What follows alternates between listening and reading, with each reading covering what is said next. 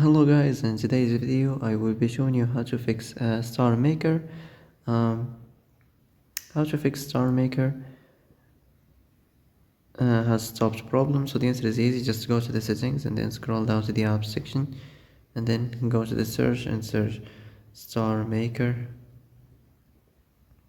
and then go to the storage, and here you will find this clear cache option. Click on it.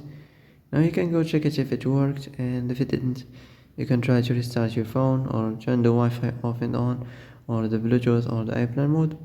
Also, you can try to clear data, but be careful. If you clear data, all this application's data will be deleted.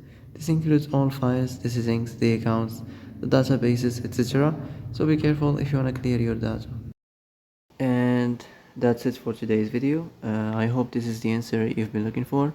If you like this video, don't forget to like and subscribe, and see you in the next video.